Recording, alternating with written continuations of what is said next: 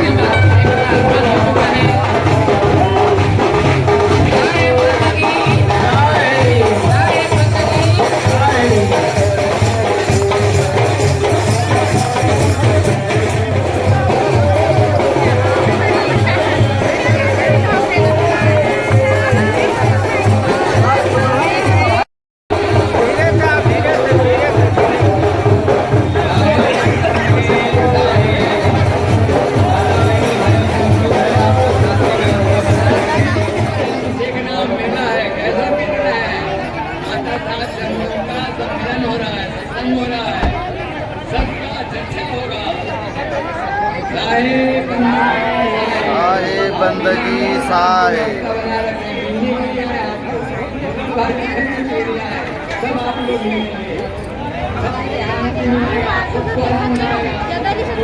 अमृत वाणी साहे बंदगी साहे। आप लोग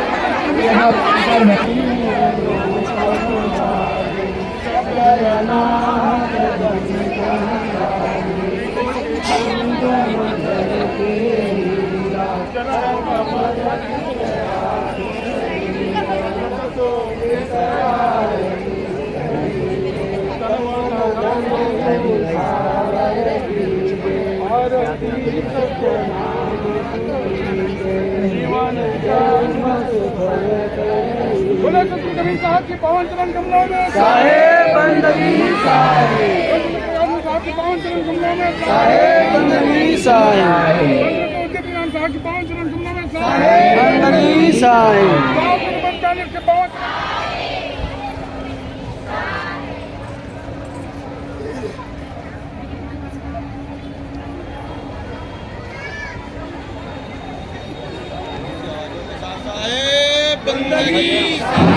पीछे होकर के बैठे, सामने थोड़ा जगह छोड़ते जाए।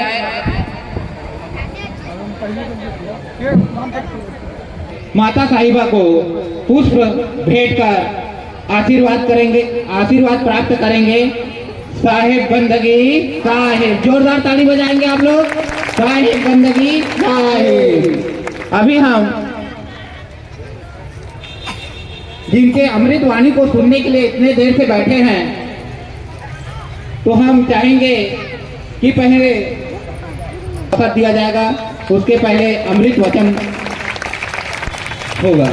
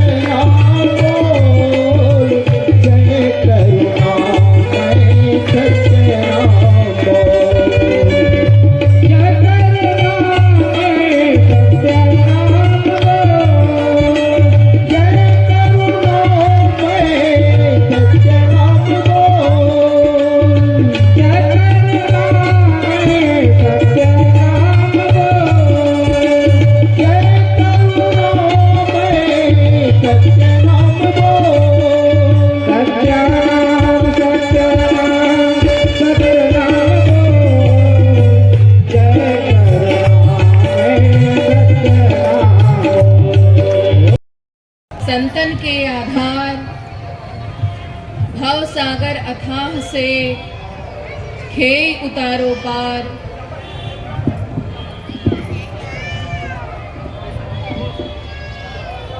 सदगुरु की महिमा अनंत, अनंत किया उपकार।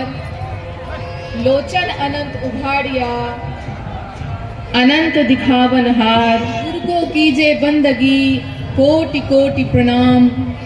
कीट न जाने भिंग को, गुरु कर ले आप समान। कण कण में विद्यमान, अनंत सत्ता स्वरूप। सदगुरु कबीर साहेब, धनी धर्मदास जी साहेब, आमीन माता साहिबा एवं 4 गुरु वंश 42 साहेब के पावन चरण कमलों में कोटि कोटि बंदगी करते हुए सभा में उपस्थित समस्त साहेब के प्रेमी हंस जनों को भी मेरी साहेब बंदगी साहेब।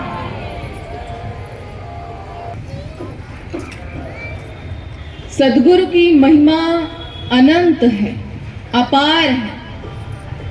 सभी संतों ने, ऋषियों ने, मुनियों ने, सभी धर्म ग्रंथ सदगुरु को सर्वोपरि बताया गया है। हमारे कबीर पंथ में गुरु को सर्वोच्च स्थान दिया गया है, क्योंकि गुरु ही आत्मा को परमात्मा से मिलाते हैं। गुरु ही जीव के समस्त भव बंधनों को दूर करते हैं। साहेब कहते हैं, 3 लोक नवखंड में गुरु से बड़ा न कोई, करता करे न कर सके, गुरु करे सो कोई। इस संसार में गुरु से बड़ी शक्ति कोई नहीं। ऐसा कौन सा कार्य है जो स्वयं विधाता भी नहीं कर सकते, सिर्फ सद्गुरु करते हैं।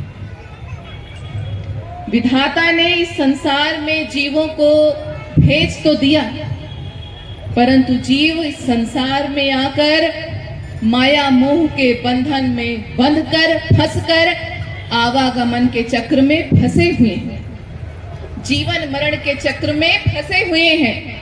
और इस भव बंधन से मुक्ति सद्गुरु दिलाते। सभा लगी हुई थी।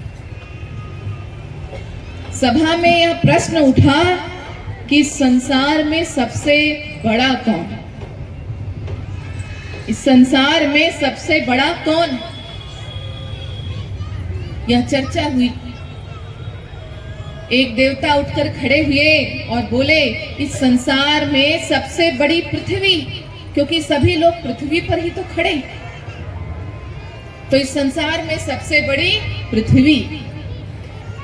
सभी ने कहा, हाँ बात तो सही है, जो सभी का भार वहन करती है वह पृथ्वी ही इस संसार में सबसे बड़ी। फिर एक देवता उठकर खड़े हुए और बोले कि अगर पृथ्वी इस संसार में सबसे बड़ी है तो शेषनाग के सिर पर क्यों? सबने कहा, बात तो बिल्कुल सही है। जिन शेषनाग के सिर पर पृथ्वी घूम रही है वो शेषनाग बड़े हैं। जिन्होंने अपने सिर पर पृथ्वी को धारण किया हुआ है तो शेषनाग सबसे बड़े हैं।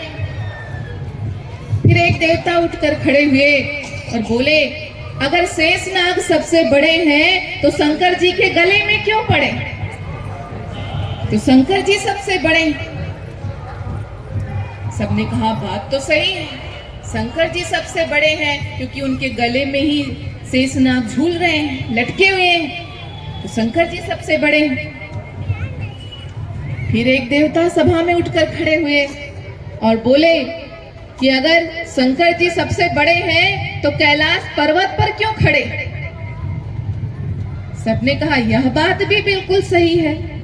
जिस पर्वत पर शंकर जी ने अपना निवास बना रखा है, जिस कैलाश पर्वत पर शंकर जी रहते हैं, वो सबसे बड़ा है, क्योंकि उस पर तो उन्होंने अपना निवास बना रखा है, तो कैलाश पर्वत सबसे बड़ा है।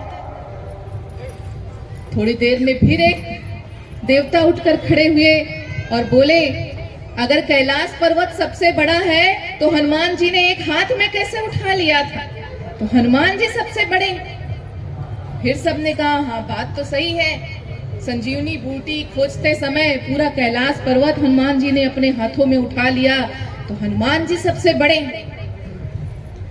फिर एक देवता उठकर खड़े हुए और बोले कि अगर हनुमान जी सबसे बड़े हैं तो अपने इष्ट राम जी के चरणों में क्यों पड़े हैं? फिर सबने कहा, यह भी बात बिल्कुल सही है, जिनके चरणों में हनुमान जी पड़े हैं वे राम जी सबसे बड़े। थोड़ी देर में एक देवता फिर उठकर खड़े हुए और बोले, अगर राम जी सबसे बड़े हैं तो अपने गुरु वशिष्ठ के चरणों में क्यों पड़े हैं? उनके चरणों के अधीन क्यों हैं? तो कहने का अर्थ यह है, सबने एक मत से माना कि गुरु ही इस संसार में सबसे बड़े। तभी तो साहेब कहते हैं, राम कृष्ण से को बड़ा उन्हु तो गुरु कीन, 3 लोक के वेधनी गुरु आ गया। तो गुरु से बड़ी सत्ता इस संसार में और कोई नहीं, गुरु से बड़ी शक्ति इस संसार में और कोई नहीं। सदगुरु की शरण में जाने पर ही जीवन धन्य होता है। यदि हमें अपना जीवन धन्य करना है, सफल करना है, सार्थक करना है, तो सदगुरु के चरण शरण होना ही होगा। सदगुरु की बंदगी करनी ही होगी, अर्थात साहेब बंदगी करनी ही होगी। साहेब बंदगी शब्द बड़ा ही अमूल्य है।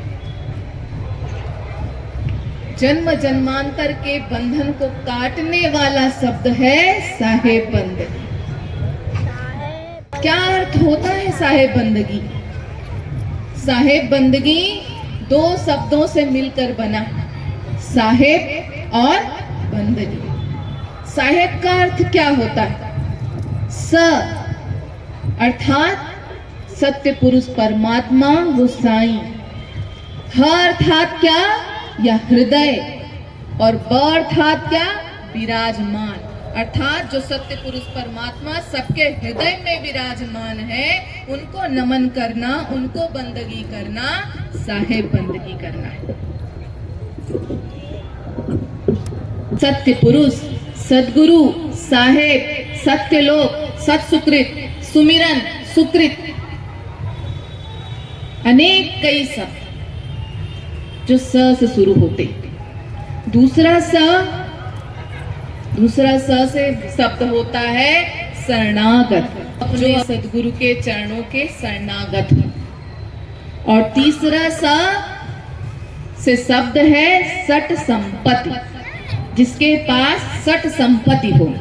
संपत्ति से अर्थ इस संसार की सांसारिक संपत्ति से नहीं है।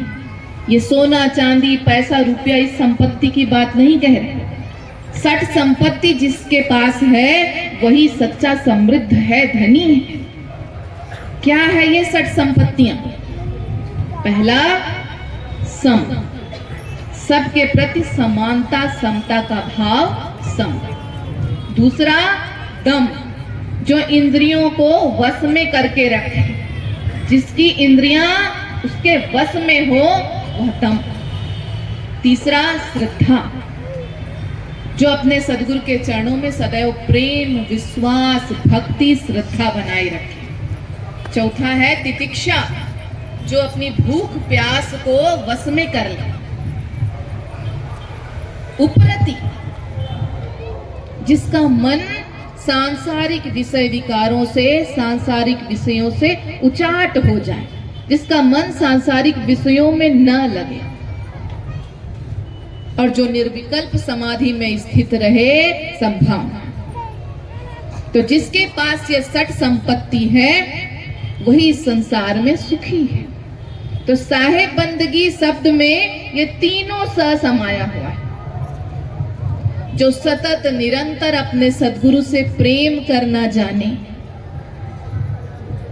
जो अपने सदगुरु के सदैव शरणागत हो और जो सट संपत्तियों का मालिक हो, उसकी बंदगी कभी निष्फल हो ही नहीं सकती। तो हम समझें साहेब बंदगी कैसे करना है। साहेब हमें समझाते हुए कह रहे हैं कि साहेब तेरी साहबी सब घट रही समाए, जो मेहंदी के पात में लाली लखी न जाए। जैसे मेहंदी के हरे हरे पत्तों में लालिमा छुपी हुई होती है, वैसे ही वो सत्य पुरुष परमात्मा प्रत्येक जीव के घट में समाये हुए हैं। और यही भाव साहेब बंदगी शब्द परिलक्षित करता है। इसी भाव का स्पष्टीकरण साहेब बंदगी शब्द है। देखिए, जब हम एक दूसरे को साहेब बंदगी बोलते हैं, जब हम सामने वाले को साहेब बंदगी कहते हैं, तो हम उसके भीतर बैठे उस सत्य पुरुष परमात्मा को दर्शन करते हैं और उनकी बंदगी करते हैं। प्रत्युत्तर में सामने वाला व्यक्ति भी हमें साहेब बंदगी बोलता है, अर्थात वह भी हमारे भीतर उस सत्य पुरुष परमात्मा का दीदार करता है और उनकी बंदगी करता है। तो साहेब बंदगी का अर्थ क्या हुआ? साहेब बंदगी बोलने का अर्थ इस संसार के कण कण में समाये हुए, इस संसार के प्रत्येक जीव के घट में समाये हुए उस सत्य पुरुष परमात्मा को बंदगी करना है, नमन करना है, वंदन करना है। आप देखें अलग अलग संप्रदायों में लोग अलग अलग ढंग से अभिवादन करते हैं। कोई कहता है मिश्रा जी राम राम, कोई कहता है शर्मा जी नमस्ते, कोई कहता है गुड मॉर्निंग, कोई कहता है गुड इवनिंग। पर हमारे कबीर पंथ में छोटा बड़े को बोलता है तो साहेब बंदगी बोलता है, बड़ा छोटे को बोलता है तो साहेब बंदगी बोलता है। तो इस प्रकार से पूरे संसार में साहेब बंदगी बोलकर जो समता, एक रूपता का भव्य वातावरण कबीर पंथ में दिखाई देता है, वो अन्यत्र कहीं भी दिखाई नहीं देता है। ये साहेब बंदगी शब्द की महिमा है। साहेब बंदगी करने का एक वैज्ञानिक कारण भी है। जब जीव दोनों हाथ जोड़कर अंजुलि बांधकर शांत चित्त से अपने सद्गुरु के चरणों में झुकता है, माथा टेकता है, तब सद्गुरु अनंत ऊर्जा के भंडार हैं।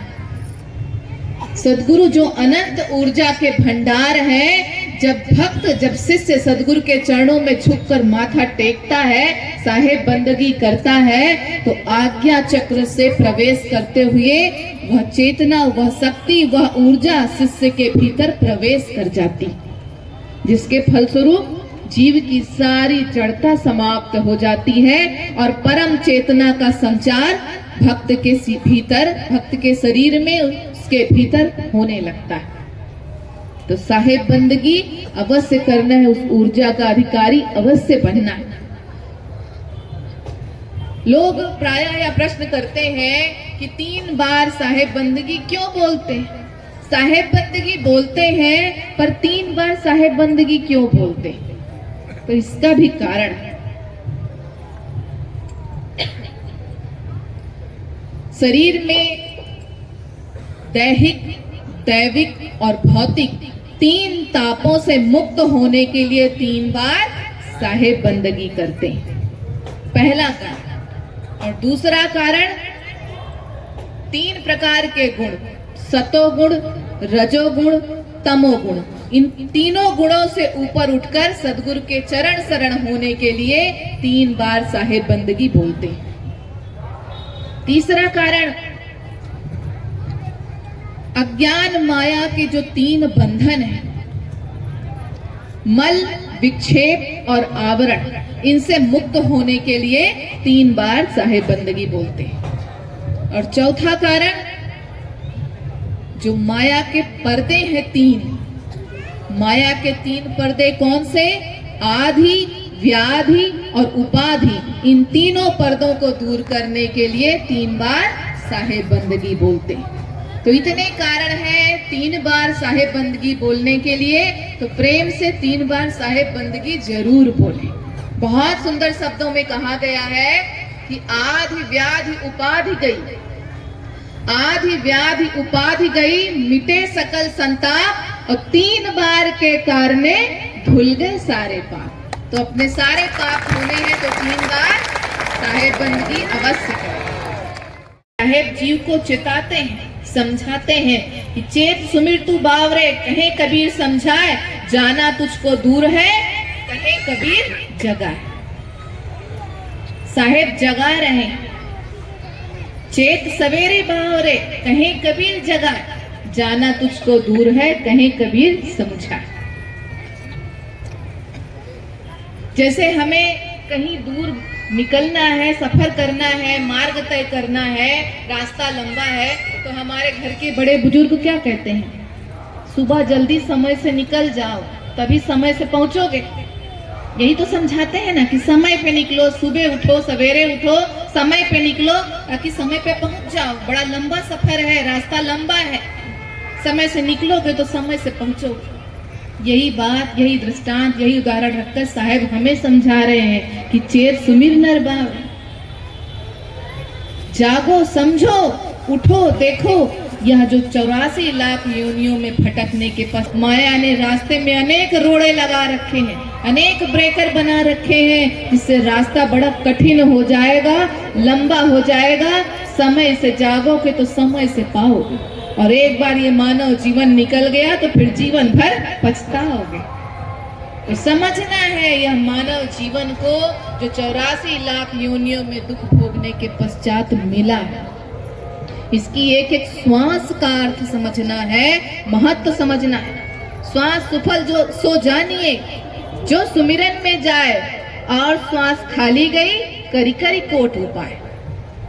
एक भी श्वास साहेब के सुमिरन के बिना, उनके चरण वंदना के बिना, उनके बंदगी के बिना गुजारना जीवन का सबसे बड़ा गलत फैसला है, जीवन की सबसे बड़ी भूल है, बड़ी हानि का कार्य कर रहे हैं जो एक भी श्वास साहेब की बंदगी बोले बिना निकाल रहे हैं।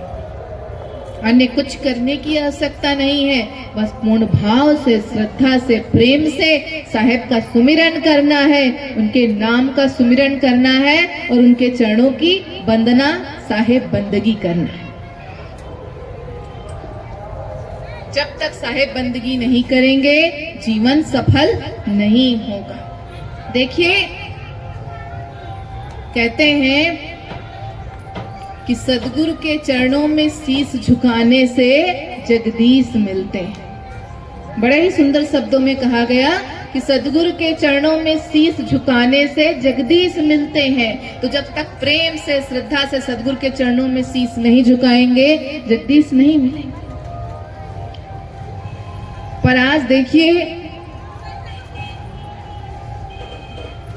बड़े दुर्भाग्य की बात है, ये कहने में कोई संकोच नहीं होगा कि आज जगदीश चाहिए किसको, जगदीश को मांगता कौन है। इस संसार में कितने लोग हैं जो साहेब को, जगदीश को मांगते हैं। बड़े सुंदर शब्दों में कहा गया है कि कुछ लोग साहेब से संसार मांगते हैं, कुछ लोग साहेब से संसार मांगते हैं, घर बार मांगते हैं, जगत के पीछे जगदीश्वर को भूल तरह तरह के उपहार मांगते हैं। पर भाग्यशाली हैं वे लोग जो साहेब से साहेब का प्यार मांगते हैं।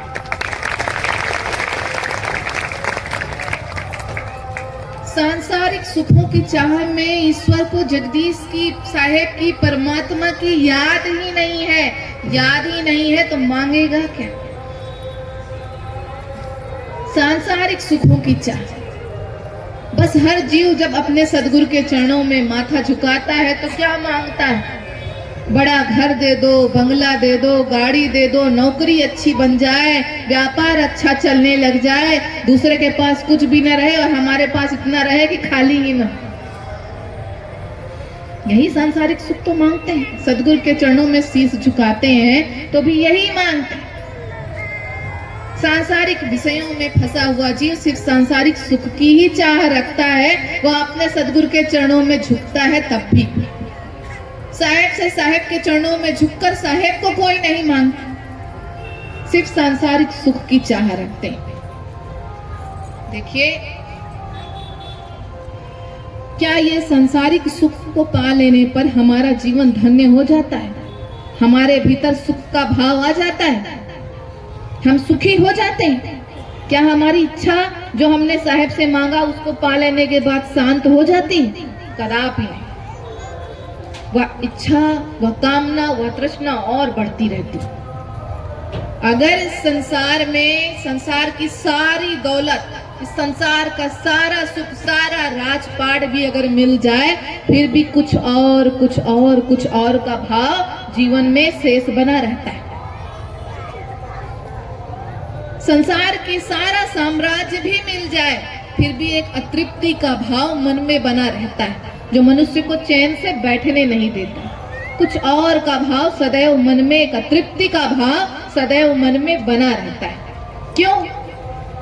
क्यों एक कामना पूरी होने के बाद वही कामना साधारण लगने लगती है और हृदय में दूसरी कामना उठ जाती है? क्या कारण है इसका? क्यों हम एक इच्छा पे, एक कामना पर शांत नहीं हो पाते, तुरंत दूसरी कामना उठ खड़ी होती है। और इसी प्रकार जीवन भर इस कामनाओं का अंत नहीं होता। क्यों नहीं होता? क्योंकि वास्तव में हमें ये सब चाहिए ही नहीं। हमें वास्तव में ये सब चाहिए ही नहीं। हम स्वयं को भीतर से पहचाने कि हम हैं कौन, हम कौन हैं, ये शरीर है या ये आत्मा है। जब तक हम स्वयं को ये शरीर मानेंगे, इस शरीर को सुख पहुंचाने वाले साधनों को इकट्ठा करने में लगे रहेंगे और एक अतृप्ति का भाव सदैव जीवन में शेष बना रहेगा। संतोष संतुष्टि का भाव कभी नहीं आएगा, क्योंकि हम यह शरीर नहीं है, हम भीतर से ये आत्मा है। और आत्मा क्या चाह रही है? उस परमात्मा से मिलना। तो यह आत्मा तो उस परमात्मा से मिलने के लिए तड़प रही है, और इस आत्मा को अगर इस शरीर के सुखों से शांत करना चाहेंगे, संतुष्ट करना चाहेंगे, सुखी करना चाहेंगे, आनंदमय करना चाहेंगे, तो कभी नहीं होगा। जिस दिन अपने उद्देश्य को समझ जाएंगे कि हम भीतर से ये आत्मा है और इस आत्मा का उद्देश्य क्या है, उस परमात्मा से मिलना, बस उस दिन जीवन में परम संतोष, सुख, आनंद का भाव स्वयं आ जाएगा। तो यह बात हमें समझनी होगी। देखिए, जो संसारी जीव होता है उसे यह सांसारिक माया अपनी ओर लुभाती, अपनी ओर आकृष्ट करती है, और फलस्वरूप संसारी जीव उस माया को पाने की कोशिश करता है।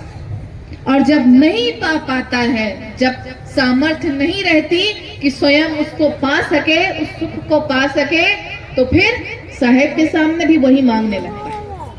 जो स्वयं नहीं पा सका, उस कामना को वो साहेब के सामने रख देता है, उनसे भी वही मांगने लगता है। परंतु जो साहेब का सच्चा जीव होता है, भक्त होता है, शिष्य होता है, उसे ये सांसारिक माया अपनी ओर लुभा भी नहीं पाती, अपनी ओर आकृष्ट ही नहीं करती। वो तो अपने सद्गुरु के प्रेम भक्ति के आलोक में आलोकित होता है। उसे यह संसार की क्षुद्र माया अपने प्रकाश में, अपने उजाले में खींच नहीं पाती, अपने एक टिमटिमाती रोशनी में खींच नहीं पाती, क्योंकि वो सद्गुरु के परम प्रकाश में, आलोक में आलोकित होता है।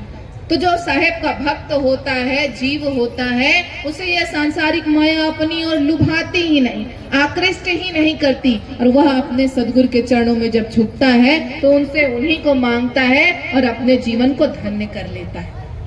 तो बनना है तो साहेब का सच्चा भक्त शिष्य बने, और साहेब के चरणों में जब बंदगी करे तो साहेब को मांगे, संसार की क्षुद्र माया न मांगे। बड़े सुंदर शब्दों में कहा गया है कि सांसारिक सुखों की चाह में, सांसारिक सुखों की चाह में जो हाथ फैलाते हैं वो भिखारी बन जाते हैं, परंतु जो हृदय की झोली फैलाए, भाव से साहेब को पुकारते हैं, वो सत्य ज्ञान के अधिकारी बन जाते हैं। तो हृदय की झोली फैलाएं, जब सद्गुरु के चरणों में झुके, साहेब बंदगी करें, तो इस हृदय की झोली को फैलाएं, उनका प्रेम, उनकी भक्ति, उनकी श्रद्धा, उनके प्रति विश्वास मांगे और अपने जीवन को सत्य ज्ञान का अधिकारी बनाकर धन्य करें। तो सद्गुरु के चरणों में जब शीश झुकाएं तो साहेब से साहेब को ही मांगे, अन्य कुछ क्या मांगना। दो नावों पे सवार होंगे तो नाव के साथ साथ हम भी डूबेंगे ही। दो नाव पर सवार होने वाला कभी सफल नहीं होता, वो डूब ही जाता है। तो संसार की नाव पर पैर रखना है या भक्ति की नाव पर पैर रखना है, ये खुद सोचे किस नाव पर सवार होना है, संसार की नाव पर या भक्ति की नाव पर। तो भक्ति की नाव का चयन करें और उस पर सवार हो और इस भाव सागर से पार हो जाए। तो प्रेम से साहेब बंदगी जरूर बोलना है।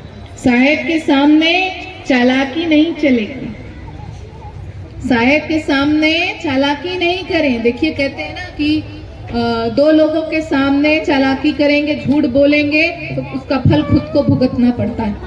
कौन कौन? एक डॉक्टर और एक गुरु। डॉक्टर के सामने झूठ बोलेंगे, चालाकी करेंगे, अपनी बीमारी के बारे में ढंग से नहीं बताएंगे, तो रोग का निदान नहीं होगा, बीमारी का उपचार नहीं होगा। और सद्गुरु के सामने अपने मन को खोलकर नहीं रखेंगे, चालाकी करेंगे, झूठ बोलेंगे, तो इस जीवन के सबसे बड़े रोग, भाव रोग का निदान नहीं होगा। तो सद्गुरु के सामने जाएं तो चालाकी नहीं करें, साहेब के सामने पूर्ण समर्पण भाव से भक्ति करें, बंदगी करें, सच्चे अर्थों में साहेब बंदगी करें। कैसे कैसे जब सदगुरु के चरणों में लोग झुकते हैं, बंदगी करते हैं, इस संसार की कामना में कैसे डूबे रहते हैं। एक बड़ी सुंदर सी कहानी है इस विषय पर। एक बार एक संत जी एक शहर में गए और एक नवाब से मिले। एक नवाब के घर गए। नवाब ने संत जी की बड़ी सेवा की, स्वागत सत्कार किया और कहा कि संत जी, आप लोग कहते हो कि हिंदू मुस्लिम में कोई अंतर नहीं होता। आप कहते हो सब साहेब के जीव हैं, कोई अलग नहीं है, सब आपके लिए एक समान है। तो अगर आप जो कहते हो वही सत्य है तो मैं आपसे एक बात कहूंगा, उसे आपको पूरा करना पड़ेगा। संत जी ने कहा, जो मैं कहता हूँ वही मैं करता हूँ। मेरी कथनी और करनी में कोई अंतर नहीं है। मैं कहता हूँ कि सभी जीव मेरे लिए एक समान है, कोई हिंदू कोई मुस्लिम कुछ भी नहीं, या धर्म या संप्रदाय कुछ नहीं, सब साहेब के जीव हैं और साहेब के जीव एक हैं, क्योंकि उनके भीतर बैठे परमात्मा एक है, तो कोई अलग अलग हो ही नहीं सकता। तो मैं ये बात कहता हूँ तो मैं ये बात मानता भी। तुम कैसे मानोगे ये बताओ। नवाब ने कहा कि अगर आप जो कहते हैं वही सत्य है तो एक काम करिए, आज शुक्रवार का दिन है, आज आप मेरे साथ मस्जिद चलिए और नमाज अदा करिए। अगर आप कहते हैं कि हिंदू और मुस्लिम में कोई अंतर नहीं है तो। संत जी ने कहा, इसमें कौन सी बड़ी बात है, मैं चलता हूँ तुम्हारे साथ मस्जिद और नमाज अदा करूंगा तुम्हारे साथ, पर मेरी एक शर्त यही है कि जब तुम नमाज अदा करोगे तभी मैं नमाज अदा करूंगा। नवाब ने कहा, मैं यही तो करने जा रहा हूँ, चलिए। संत जी नवाब के साथ चले गए मस्जिद। मौलवी आए, मौलवी ने नमाज पढ़ना शुरू किया, सबने नमाज अदा करना शुरू किया। मौलवी भी नमाज अदा कर रहे थे और साथ में नवाब भी, सारे लोग। तो जब नवाब नमाज अदा कर रहा था, नमाज पढ़ रहा था बैठकर झुककर, तो बीच बीच में संत जी को भी देख रहा था। चुपके से वो संत जी की भी तरफ देख ले रहा था कि देखो ये भी नमाज पढ़ रहे हैं कि नहीं। तो उसने देखा कि संत जी तो कोने में चुपचाप खड़े हैं, कुछ नहीं कर रहे हैं। फिर थोड़ी देर में देखा, अभी भी संत जी कोने में चुपचाप खड़े हैं, नमाज नहीं पढ़ रहे हैं। अब तो उस नवाब को बड़ा क्रोध आया, बड़ा क्रोध आया। जैसे ही नमाज पूरी हुई, नवाब उठकर खड़ा हुआ और संत जी के पास लपकते हुए पहुंचा और बोला, आप झूठ बोलते हैं, मैंने आपको देखा, आपने नमाज नहीं पढ़ी। आपकी बात में अंतर है, आपके कर्म में और आपकी बात में अंतर है। आपने झूठ बोला मुझसे, आपने कहा था कि मैं नमाज पढ़ूंगा, आपने नमाज नहीं पढ़ी। संत जी ने हंसते हुए कहा, भाई मेरी शर्त भूल गए क्या तुम? मैंने कहा था जब तुम नमाज पढ़ोगे तभी मैं नमाज पढ़ूंगा, तुमने नमाज नहीं पढ़ी तो मैं क्यों पढ़ूं? नवाब ने कहा, क्या बात करते हैं, यहाँ पर इतने लोग इकट्ठे हैं, आप पूछ लीजिए, गवाही ले लीजिए, मैंने नमाज पढ़ा है, आपने नहीं पढ़ा है। संत जी ने कहा, मुझे किसी की गवाही की आवश्यकता नहीं है, मुझे किसी की गवाही की आवश्यकता जरूरत नहीं है। मैंने खुद देखा है तूने नमाज नहीं पढ़ी, और तूने नहीं पढ़ी तो मैंने भी नहीं पढ़ी। नवाब ने कहा, तो मैं क्या कर रहा था फिर? नमाज नहीं पढ़ रहा था तो मैं क्या कर रहा था? संत जी ने कहा, तू उस समय काबुल में घोड़े खरीद रहा था, तू नमाज नहीं पढ़ रहा था, तू उस समय काबुल में घोड़े खरीद रहा था। अब तो नवाब सब पका गया, बड़े अचरज में, आश्चर्य में, संत जी को कैसे पता? जब मैं नमाज अदा कर रहा था तो मेरे मन में बहुत दिनों से ये इच्छा थी कि मैं एक अच्छा घोड़ा खरीदूं, तो मेरे मन में ये इच्छा थी कि मैं काबुल जाकर घोड़ा खरीदूं, और इसी इच्छा के साथ मैं नमाज अदा कर रहा था। तो संत जी को कैसे पता चला? फिर संत जी हंसते हुए बोले, और जो तुम्हारे मौलवी साहब सबको नमाज पढ़वा रहे थे, ये खुद भी नमाज नहीं पढ़ रहे थे। सबने कहा, तो ये क्या कर रहे थे? संत जी ने कहा, ये उस समय अपने खेत में अनाज काट रहे थे, धान काट रहे थे। सबने मौलवी जी की तरफ देखा, बात सच है, बात सच है क्या? मौलवी ने कहा, हाँ बात बिल्कुल सही है, मेरे मन में ये बात थी, मेरी फसल पककर तैयार खड़ी है और मुझे मजदूर नहीं मिल रहे हैं कि उसे काट दें। तो मैं जब नमाज अदा करवा रहा था, सबको पढ़ रहा था, तो मेरे मन में यही इच्छा थी कि मेरी फसल समय पर कट जाए। तो संत जी ने कहा, आप देख लो, जब तुमने नमाज नहीं पढ़ी तो मैं नमाज क्यों पढ़ूं? तो ऐसे ही सब साहेब बंदगी करते हैं, सदगुरु के चरणों में झुक रहे हैं, पर साहेब से साहेब को कोई नहीं मांगता। इस सांसारिक सुखों की आकांक्षा लिए हुए भिखारी बने हुए सिर्फ भीख मांगते हैं। सत्य ज्ञान का अधिकारी बनने के लिए, साहेब का सच्चा शिष्य बनने के लिए, सच्चा भक्त बनने के लिए सदगुरु की शरण में कोई नहीं आता, उनके चरणों में कोई नहीं झुकता। जब तक सच्चे भाव से, प्रेम से, श्रद्धा से, भक्ति से सदगुरु के चरणों में नहीं झुकेंगे, सच्चे अर्थों में साहेब बंदगी नहीं करेंगे, जीवन सफल होने वाला नहीं। ऐसा ही करते रहे। माला तो कर में फिरे, जीभ फिरे मुख माय, मनवा तो 34 फिरे, यह तो सुमिरन नाय। ऐसा सुमिरन करते रहिए, जीवन निकल जाएगा और फिर 84 लाख योनियों की भटकन अटकन शेष रह जाएगी, वही दुख शेष रह जाएगा। तो इस जीवन मिला है, यह अनमोल उपहार मिला है, इस जीवन के अर्थ को समझना है, जीवन के अर्थ को समझना है और सच्चे अर्थ से साहेब की बंदगी करनी है, साहब का सच्चा शिष्य बनना है। क्यों भटकना?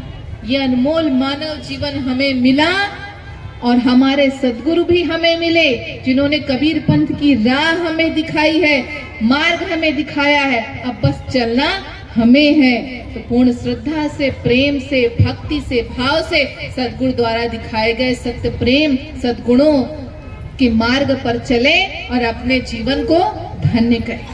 तो यह बात हमें समझनी है, सच्चे अर्थों में साहेब बंदगी करनी, साहेब बंदगी अवश्य करनी, पूर्ण भाव से, श्रद्धा से, प्रेम से, विश्वास से अपने सदगुरु के चरणों में झुके और उनसे उनको ही मांगे और अपने जीवन को धन्य करें।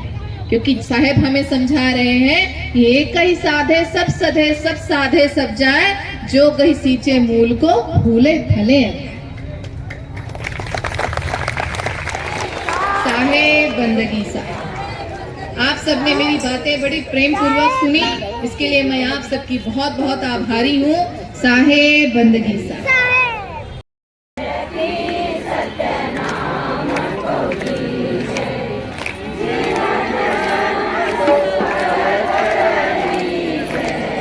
आरती सत्यनाम की जय, सत्यनाम को की जय। अनुपम बाती, अनुपम बाती, ज्योति प्रकाश चले दिन राती, ज्योति प्रकाश चले दिन राती। आरती सत्यनाम को की जय, आरती सत्यनाम को की जय। मुरली ध्वनि अनुपम बाजे, मुरली ध्वनि अनुपम बाजे। सत्यनाथ धुन कहाँ गाजे, सत्यनाथ धुन कहाँ गाजे। आरती सत्यनाम को की जय, आरती सत्यनाम को की जय। त्रिपुटी संग मदन के हीरा, त्रिपुटी संग मदन के हीरा। चरण कमल शीतला को शरीरा, चरण कमल शीतला को शरीरा।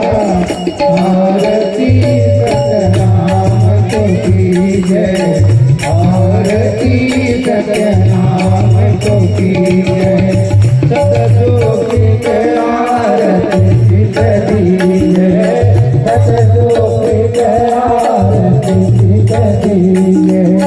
तन मन धन ही निछावर कीजिए, तन मन धन ही निछावर कीजिए।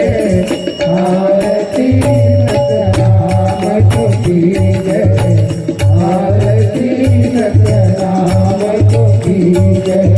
जीवन जाम को फल कर लीजिए, जीवन जाम को फल कर लीजिए। आरती सत्यनाम को की जय।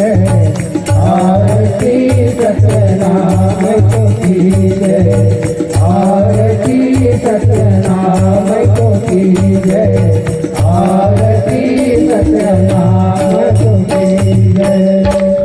प्रेम से बोलो सतगुरु कबीर साहब के चरण कमलों में साहेब बंदगी साईं। धनी धर्मदास आमीन माता के चरण कमलों में साहेब बंदगी साईं। साम्राट पुरुष मुक्तामणि नाम साहब के चरण कमलों में साहेब बंदगी साईं। परम पूज्य हुजूर उग्र नाम साहब के चरण कमलों में साहेब बंदगी साईं। परम पूज्य हुजूर दया नाम साहब के चरण कमलों में साहेब बंदगी साईं। परम पूज्य हुजूर ग्रंथमुनि नाम साहब के चरण कमलों में साहेब बंदगी साईं। विश्व वंदनीय परम पूज्य प्रकाश मुनि नाम साहब के चरण कमलों में साहेब बंदगी साईं। नमन साचार उदित मुनि नाम साहब के चरण कमलों में साहेब बंदगी साईं। गुरु गोसाई भानु प्रताप साहब के चरण कमलों में साहेब बंदगी साईं। चार गुरुवंश 42 के चरण